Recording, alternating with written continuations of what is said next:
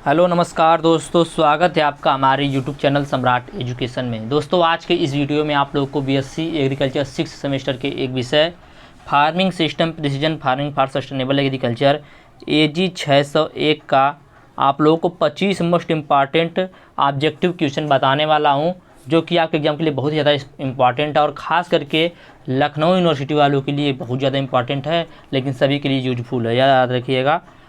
तो चलिए देखेंगे और एक एक पॉइंट अच्छे से समझेंगे, अच्छे समझ में भी आएगा आप लोगों को। आप लोग को इसका पीडीएफ चाहिए तो डिस्क्रिप्शन में व्हाट्सएप ग्रुप का लिंक, व्हाट्सएप नंबर दिया गया है, मैसेज करके आप इसका पीडीएफ ले सकते हैं। और वीडियो को आप लोग लाइक कर दीजिएगा ताकि अगली वीडियो भी मैं बना सकूं, अच्छा लगे मुझे भी।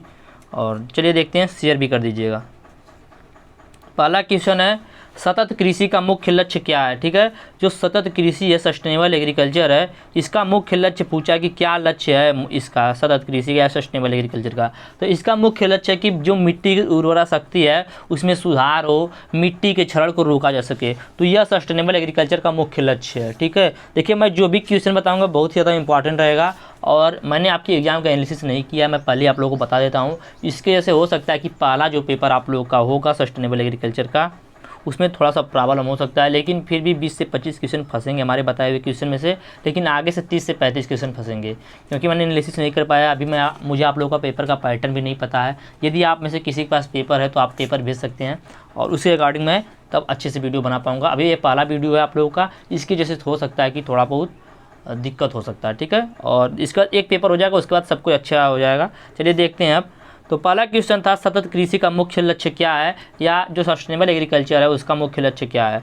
तो इसका मुख्य लक्ष्य है मिट्टी की उर्वरता में सुधार या मृदा के क्षरण को रोकना, यही इसका मुख्य लक्ष्य है। दूसरा क्वेश्चन है, कृषि प्रणाली क्या है। कृषि प्रणाली का फार्मिंग सिस्टम पूछा है क्या है। तो फार्मिंग सिस्टम फसल उत्पादन की एकीकृत इकाई है। क्या है, फसल उत्पादन की एकीकृत इकाई है, समन्वित इकाई भी बोल सकते हैं। आगे देखते हैं तीसरा क्वेश्चन। तो तीसरा क्वेश्चन है, खेती का मुख्य उद्देश्य क्या है। ठीक है, सटीक खेती जो हम लोग करते हैं प्रिसीजन फार्मिंग, इसका मुख्य उद्देश्य है क्या। तो इसका मुख्य उद्देश्य ये है कि खेत के जो विभिन्न भाग हैं उनमें इनपुट का अनुकूलन करना, जिस भी इनपुट की उसको आवश्यकता है उसे उस इनपुट के लिए अनुकूल करना ही इसका मुख्य उद्देश्य है कि इसका प्रिसीजन फार्मिंग का, सटीक खेती का। आगे है, निम्नलिखित में से कौन सा कृषि प्रणाली नहीं है। ठीक है, तो कुछ ऑप्शन दिए गए हैं, पूछा इनमें से कौन सी कृषि प्रणाली नहीं, जिसमें पहला ऑप्शन है मिश्रित खेती, दूसरा सघन खेती, तीसरा प्राकृतिक खेती और चौथा है एकल खेती। तो पूछा इनमें से कौन सा कृषि प्रणाली नहीं है। तो इसमें जो सघन खेती है यह कृषि प्रणाली नहीं है। यह क्या है, तो यह क्या है, तो यह एक उत्पादन की प्रणाली है। ठीक है, फसल उत्पादन प्रणाली है, कृषि उत्पादन प्रणाली नहीं है।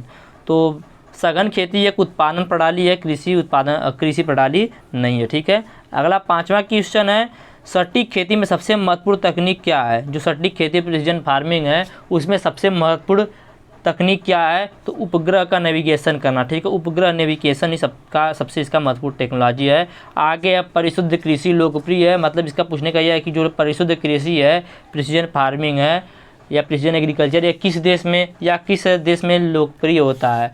तो जो विकासशील देश होते हैं, जो विकास कर रहे हैं, विकसित देश में नहीं, जो देश विकास के दौर में है, विकास कर रहे हैं, उन देशों में इसका बहुत ही मतलब लोकप्रिय है, बहुत इसका माना जाना जाता है। ठीक है, आगे VRT का पूरा नाम बताइए। तो VRT का पूरा नाम होता है वेरिएबल रेट टेक्नोलॉजी।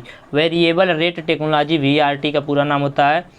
अगला है, विविध फसल प्रणाली को और किस नाम से जाना जाता है। ठीक है, जो डाइवर्सिफाइड क्रॉपिंग सिस्टम है इसको और किस नाम से जाना जाता है। तो IFS के नाम से जाना जाता है। और देखिए पूछ सकता है कि IFS को किस नाम से जाना जाता है। तो IFS को डाइवर्सिफाइड एग्रीकल्चर के नाम से जाना जाता है, डाइवर्सिफाइड फार्मिंग सिस्टम के नाम से जाना जा सकता है। ठीक है, तो विविध फसल प्रणाली को और किस नाम से जाना जाता है, IFS के। और IFS का पूरा नाम भी पूछ सकता है। तो IFS का पूरा नाम होता है इंटीग्रेटेड फार्मिंग सिस्टम। मैं दिखा देता हूँ थोड़ा सा, देखिए इंटीग्रेटेड फार्मिंग सिस्टम IFS का पूरा नाम होता है। क्या होता है, इंटीग्रेटेड फार्मिंग सिस्टम, याद रखिएगा, जिसको एकीकृत कृषि प्रणाली या समन्वित कृषि प्रणाली बोला जाता है।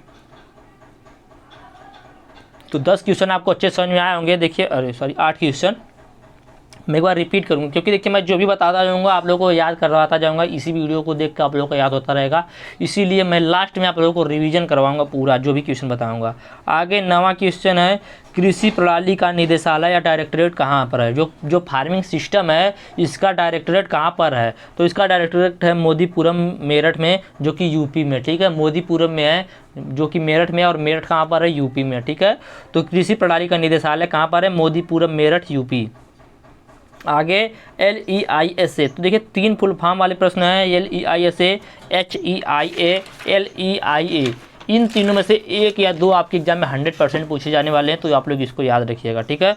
तो पहला है LESIA, तो LESIA का पूरा नाम होता है low external input sustainable agriculture, ठीक है, low external input for sustainable agriculture. क्या होता है? L का मतलब लो, E का मतलब एक्सटर्नल, I का मतलब इनपुट, S का मतलब सस्टेनेबल, A का मतलब agriculture. Low external input of sustainable agriculture या इनपुट सस्टेनेबल एग्रीकल्चर। आगे दूसरा है HEIA या 9वां क्वेश्चन, सॉरी 11वां क्वेश्चन। तो इसका मतलब है HEIA, जो कि इसका पूरा नाम होता है हाई एक्सटर्नल इनपुट एग्रीकल्चर। उसका मतलब क्या था? उसका मतलब था low external input sustainable agriculture, low external input sustainable agriculture. HEIA का पूरा नाम हाई एक्सटर्नल इनपुट एग्रीकल्चर।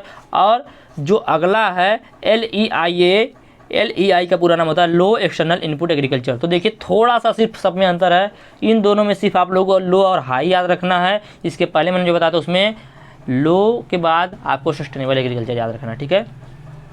तो तीनों एक साथ बताएंगे, सुनिएगा। HEIA का पूरा नाम high external input agriculture, LEIA का पूरा नाम लो एक्सटर्नल इनपुट एग्रीकल्चर, और LEISA का पूरा नाम low external input for sustainable agriculture, ठीक है। तो इन तीनों में से एक आने वाला एग्जाम याद रखिएगा। चलिए देखते हैं अगला क्वेश्चन। तो अगला क्वेश्चन है IFS कब और कहाँ प्रारंभ हुआ था? जो IFS मैंने बताया आप लोगों को अभी, इंटीग्रेटेड फार्मिंग सिस्टम, एकीकृत कृषि प्रणाली या समन्वित कृषि प्रणाली, जो कि डाइवर्सिफाइड फार्मिंग का दूसरा नाम था, उसकी शुरुआत कब हुई थी और कहाँ हुई थी, यह क्वेश्चन पूछा है। तो इसकी शुरुआत सन 1960 ईस्वी में साउथ ईस्ट एशिया में हुई थी। कहाँ पर हुई थी? साउथ ईस्ट एशिया में हुई थी, दक्षिण पूर्वी एशिया में इसकी शुरुआत हुई थी। कब हुई थी? 1960 में हुई थी। आगे सस्टेनेबल किस भाषा का शब्द है? जो सस्टेनेबल शब्द है टिकाऊ कृषि शब्द है या सतत कृषि शब्द है या किस भाषा का शब्द है? तो यह लैटिन भाषा का शब्द है। किस भाषा का शब्द है? लैटिन भाषा का शब्द है, जो कि इंपॉर्टेंट आ सकता है एग्जाम में, ठीक है, याद रखिएगा। सस्टेनेबल लैटिन भाषा का शब्द है। यह जो शब्द है इसकी उत्पत्ति लैटिन भाषा के शब्द सस्टेनेयर्स हुई है। किससे हुई है? सस्टेनेयर्स हुई है, जिसका अर्थ होता है बनाए रखना या किसी चीज़ का समर्थन करना, ठीक है। किसी चीज़ को बनाए रखना मतलब लंबे समय तक टिकाऊ बनाए रखना या समर्थन करना, क्या कहलाता है? सस्टेनेबल कहलाता है, ठीक है। सस्टेनेबल शब्द की उत्पत्ति लैटिन भाषा के शब्द सस्टेनेयर से हुई है, याद रखिएगा। पूछ सकता है एक नंबर में कि सस्टेनेबल शब्द की उत्पत्ति किस भाषा से हुई है? तो सस्टेनेबल शब्द की उत्पत्ति लैटिन भाषा के शब्द सस्टेनेयर से हुई है, जिसका तात्पर्य होता है बनाए रखना या समर्थन करना। अगला क्वेश्चन है प्रिसीजन शब्द का किस भाषा का शब्द है? जो प्रिसीजन शब्द है वह किस भाषा का शब्द है? तो ये अभी लैटिन भाषा का ही शब्द है। किस भाषा का शब्द है? लैटिन भाषा का शब्द है। और अगला है 16वां क्वेश्चन है, कृषि प्रणाली को प्रभावित करने वाले जैविक कारक क्या हैं? तो जो कृषि प्रणाली होता है फार्मिंग सिस्टम, उसको कुछ प्रभावित करने वाले जैविक कारक हैं, वह कौन कौन से हैं? तो लिव स्टॉक या पशुधन, ठीक है, लिव स्टॉक या पशुधन। आगे देखते हैं अगला 17वां क्वेश्चन। देखिए जो भी मैं क्वेश्चन बता रहा हूँ बहुत ज़्यादा इंपॉर्टेंट है, बट मैंने आप लोगों का अभी एग्जाम का पैटर्न नहीं देखा है, उसके वजह से प्रॉब्लम हो सकता है, लेकिन जहाँ तक उम्मीद है कि प्रॉब्लम होगा नहीं। अगला क्वेश्चन है 17वां क्वेश्चन, निम्न वर्षा वाले क्षेत्र में कौन सी फसल प्रणाली अपनाई जाती है? ठीक है, जो निम्न वर्षा वाला क्षेत्र होता है जहाँ पर वर्षा कम होती है, उन क्षेत्रों में कौन सी फसल प्रणाली अपनाई जाती है? तो उन क्षेत्रों में एकल फसल प्रणाली अपनाई जाती है। कौन सी फसल प्रणाली अपनाई जाती है? एकल फसल प्रणाली अपनाई जाती है। किन क्षेत्रों में? वह क्षेत्र जहाँ पर वर्षा जो है निम्न मात्रा में होती है या कम मात्रा में होती है, वहाँ पर एकल फसल प्रणाली को अपनाया जाता है। अगला है 18वां क्वेश्चन, सघन फसल प्रणाली कहाँ अपनाई जाती है? ठीक है, जो सघन फसल प्रणाली होता है उसको कहाँ पर अपनाया जाता है? तो जो सीमित भूमि होता है वहाँ पर सघन फसल को अपनाया जाता है। ठीक है, सघन फसल देखिए प्रणाली नहीं, उत्पादन प्रणाली याद रखिएगा। तो सघन फसल प्रणाली कहाँ पर अपनाई जाती है, जहाँ पर सीमित भूमि होता है। अगला क्वेश्चन है कृषि फसलों और पर्यावरण के संबंध का अध्ययन क्या कहलाता है। ठीक है, जब हम कृषि फसल के साथ साथ पर्यावरण के संबंध का भी अध्ययन करते हैं तो उसको बोलते हैं कृषि परिस्थिति या एग्रीकल्चरल इकोलॉजी। क्या बोला जाता है, एग्रीकल्चरल इकोलॉजी या कृषि पारिस्थितिकी बोला जाता है। ठीक है, ये याद रखिए कि जब फसलों के साथ साथ पर्यावरण के संबंध का भी अध्ययन करते हैं तो उसको कृषि पारिस्थितिकी बोला जाता है। अगला क्वेश्चन है फसलों के साथ पेड़ उगाना क्या कहलाता है। तो जब हम फसलों के साथ साथ पेड़ की बुआई फसल की बुआई के साथ साथ पेड़ भी उगाएंगे तो उसको एग्रो फॉरेस्ट्री बोला जाता है। ठीक है, कृषि वानिकी बोला जाता है, एग्रो फॉरेस्ट्री बोला जाता है। और अगला क्वेश्चन है USDA का पूरा नाम बताइए। तो USDA का पूरा नाम होता है United state department of agriculture, United state department of agriculture. ठीक है, अगला है उत्तर प्रदेश का कृषि मंत्री कौन है। तो इस समय उत्तर प्रदेश का जो कृषि उप मंत्री हैं वह है अर्जुन मुंडा। कौन है, अर्जुन मुंडा जी हैं। ठीक है, उत्तर प्रदेश के कृषि मंत्री पूछ सकता है। और केंद्रीय मंत्री तोमर जी हैं, कमेंट में आप लोग बताइएगा उनका पूरा नाम। ठीक है, तो उत्तर प्रदेश का कृषि मंत्री कौन है, अर्जुन मुंडा। आगे उदासीन मृदा का pH मान होता है, देखिए पूछ सकता है अम्लीय मृदा का pH मान कितना होता है, क्षारीय मृदा का pH मान कितना होता है। तो अम्लीय मृदा का जो pH मान होता है वह 0 से लेकर 6.9 तक होता है। और जो क्षारीय मृदा का मान होता है pH मान वह होता है 7.1 से लेकर 14 तक। ठीक है, मैं आप लोगों को थोड़ा सा बना के दिखाता हूँ। ठीक है, तो यह देखिए एक स्केल होता है। ठीक है, जिसमें 0 से लेकर 14 तक की संख्या होती है, जहाँ बीच में होता है 7। इसमें 1 2 3 4 5 6 7 ऐसे करके संख्या दी होती है। तो 1 से लेकर यहाँ तक 6.9 तक क्या रहेगा, अम्लीय रहेगा। 7 पे उदासीन रहता है और 7.1 से लेकर 14 तक क्षारीय रहता है। ठीक है, तो उदासीन मृदा का pH मान 7.0, अम्लीय मृदा का pH मान 0 से लेकर 6.9 तक और क्षारीय मृदा का pH मान 7.1 से लेकर 14 तक होता है। आगे अगला क्वेश्चन 14वां क्वेश्चन, अनुपूरक संबंध में सहायक उद्यम का योगदान होता है। ठीक है, जो अनुपूरक संबंध होता है, ठीक है, अनुपूरक संबंध होता है जब कोई फसल को उत्पादन करता है उसमें जो उनका साथ देने वाला होता है उस सहायता के उत्पन्न में जो उद्यम होता है उसका क्या योगदान होता है। ठीक है, तो अनुपूरक संबंध में सहायक उद्यम का क्या योगदान होता है। तो जितना भी कृषि का उत्पादन होगा उसका 10% कृषि क्षेत्र उस कृषि क्षेत्र का 10% आय जो सहायक उद्यम है उसका होता है। ठीक है, तो अनुपूरक संबंध में सहायक उद्यम का योगदान 10% कृषि क्षेत्र की आय के बराबर होता है।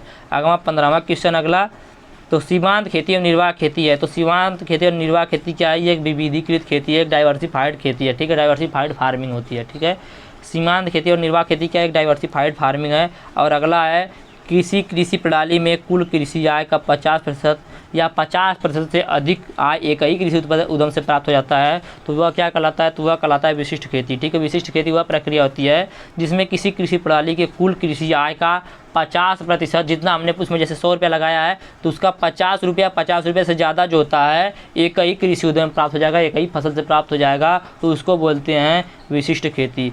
तो उम्मीद करते हैं जो 26 क्वेश्चन मैंने बताया आप लोगों को टोटल, तो ये जो 26 क्वेश्चन बताया 26 क्वेश्चन आप लोगों को याद हो गए होंगे। एक बार मैं जल्दी रिवीजन कर देता हूँ, आप लोग सुनिएगा और अब आप लोगों को देखना नहीं है, बस सुनना है। क्या करना है, सुनना है। तो पहला क्वेश्चन था सतत कृषि का मुख्य लक्ष्य क्या है। तो इसका मुख्य लक्ष्य होता है मिट्टी की उर्वरता शक्ति में सुधार करना और मृदा के क्षरण को रोकना।